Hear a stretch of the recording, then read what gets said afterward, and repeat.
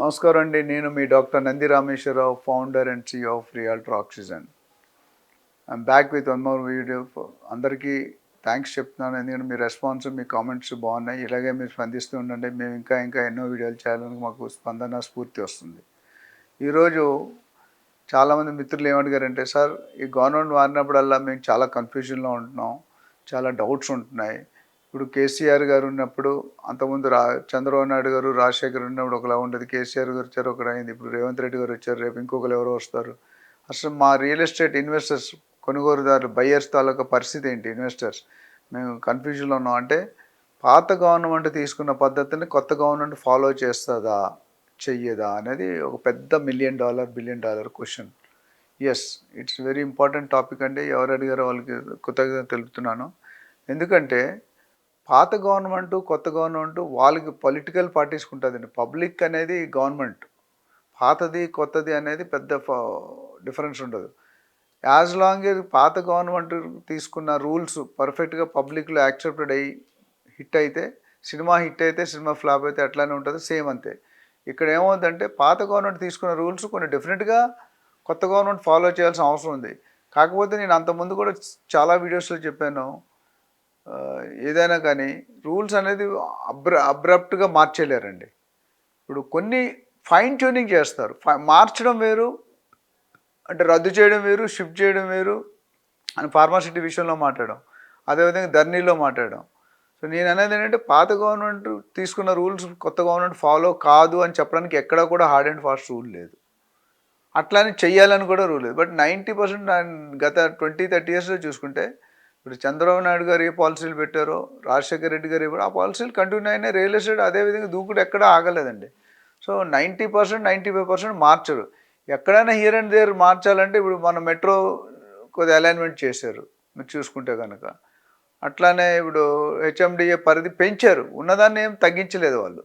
HMDA అంతకుముందు certain kilometres ఉండేది, ఇప్పుడు RRR దాకా హెచ్ఎండిఏ పరిధి పెంచారు. హెచ్ఎండిఏ పరిధి పెంచారంటే పబ్లిక్ అప్రిషియేషన్ అవుతుంది, గవర్నమెంట్ రెవెన్యూ వస్తుంది. ఇద్దరు విన్ విన్ సిచ్యువేషన్.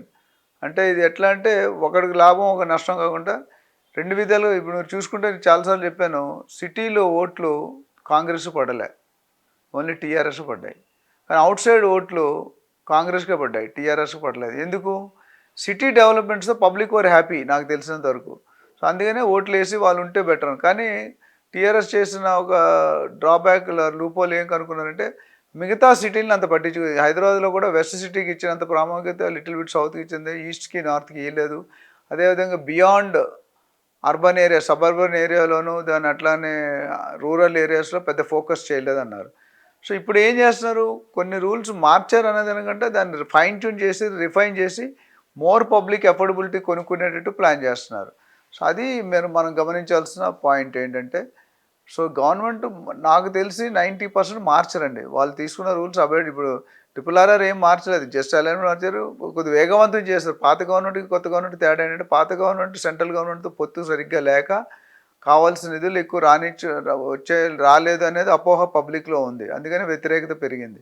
ఇప్పుడు రేవంత్ రెడ్డి గారు వచ్చిన తర్వాత ఎంతవరకు చేస్తారు? ఇప్పుడు గత 3 నెలలు 100 రోజులు అయిన ప్రభుత్వం చూసుకుంటే కనుక 3-4 సార్లు వెళ్ళొచ్చి సెంట్రల్ దగ్గర డిమాండ్ చేసి నేషనల్ హైవే స్టాటస్ కానీ, ఫండ్స్ కానీ, clarity between regional ring road ఎందుకు ఆగిపోయింది, చాలామంది రీజనల్ రింగ్ రోడ్ ఎందుకు ఆగిపోయిందంటే మెయింటెనెన్స్ ఎవరు చేయాలి, యూటిలిటీస్ అనేది కొద్ది ఇష్యూ మీద సార్ట్అవుట్ చేసుకొని రేవంత్ రెడ్డి గారు మేము స్టేట్ వాళ్ళు చేసుకుంటామని చెప్పారు.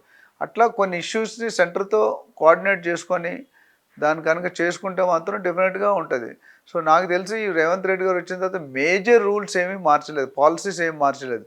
ఎక్కడైనా హియర్ అండ్ దేర్ కావాలంటే దాన్ని ఫైన్ ట్యూన్ చేస్తున్నారు, రిఫైన్ చేస్తున్నారు. ఇంకా మోర్ ఏమైనా లూపోలు ఉంటే కనుక్కొని దాని బయ్యర్కి ఓరియంటెడ్గా, సెల్లర్కి ఓరియంటెడ్గా అడ్వాంటేజెస్గా ఉండి దానివల్ల కొద్దిగా అభివృద్ధి చెంది కొన్ని ఎక్కువ ఇన్కమ్ వచ్చేటట్టే ప్లాన్ చేస్తారు. ఏ గవర్నమెంట్ అయినా వచ్చిన ఇన్కమ్ని చెడగొట్టుకోదు. నేను ఆల్రెడీ చెప్పాను, రియల్ ఎస్టేట్లో నాకు తెలిసి తెలంగాణ స్టేట్కి 60 నుండి 80 వేల కోట్లు ఎవ్రీ ఇయర్ ఇన్కమ్ వస్తుంది, both direct and indirect. So it can be registration, it can be nala conversion, it can be development charges, it can be BRS, రకరకాల స్కీమ్స్లో అన్నీ అనుకుంటున్నాం. బీఆర్ఎస్ అంటే బిల్డింగ్ రెగ్యులరైజేషన్ స్కీమ్స్. సో పాలసీల గురించి మీరు వరి అవ్వకలేదు. అంతమంది తీసుకున్న పాలసీ ఎక్సెప్ట్ ద ఫార్మాసిటీ దాని షిఫ్ట్ అన్నాడు, అక్కడ కూడా 2-3 వేల ఎకరాలు వస్తుంది, మిగతా ఒకే దగ్గర పొల్యూషన్ ఉంటే దాన్ని డిస్ట్రిబ్యూట్ చేస్తూ ఉన్నారు.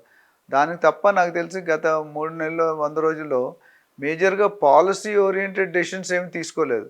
ఇంకా వేగవంతం ఎలా చేయాలి, ఇంకా స్పీడ్ ఎలా చేయాలి, సెంటర్ నుండి నిధులు ఎలా తెచ్చుకోవాలి, సెంటర్ నుండి పర్మిషన్ ఎలా తెచ్చుకోవాలి, స్టాటస్ ఎలా తెచ్చుకోవాలి, మనకు రావాల్సిన బైఫర్కేషన్లో ఉన్నవన్నీ ఏంటి, వాటర్ సమస్య కానీ పవర్ సమస్య కానీ ఏమైనా స్కామ్స్ అవి జరుగుంటే అది different matter. But as long as real estate is concerned, the policies are going to remain same unaltered, except the 5-10% fine tuning can happen. దీనికి మించి నాకు పెద్దగా చేంజెస్ ఉంటాయని అనుకోవట్లేదు నాకున్న కొద్దిపాటి నాలెడ్జ్ వరకు. సో మీరు కూడా ఏకీభవిస్తారు, మీరు చూస్తారు కూడా. నెక్స్ట్ 5 yearsలో real estate is going to rock, shine, jump. అంటే ఇంక మామూలుగా ఉండదండి. ఒక్కసారి RRR కానీ అయినా డిలేని కవర్ చేసి నెక్స్ట్ 3 to 5 yearsలో కంప్లీట్ చేస్తే the entire Telangana state is going to become real estate oriented. అందరి చూపులు ఎన్ఆర్ఐస్ కానీ అదర్ స్టేట్స్ వాళ్ళు కానీ అదర్ సిటీస్ వాళ్ళు కానీ they are looking at Hyderabad as a investment destiny. And this will continue. And next 10 years వరకు ఏ గవర్నమెంట్ ఉన్నాయి, irrespective of Congress, BRS or any XY new government, real ఎస్టేట్ని ఎవరు టచ్ చేయరు. రియల్ ఎస్టేట్ నడుస్తూనే ఉంటుంది, దాన్ని ఎవరు ఆపలేరు. ఇది మాత్రం ఖచ్చితంగా చెప్తున్నాను.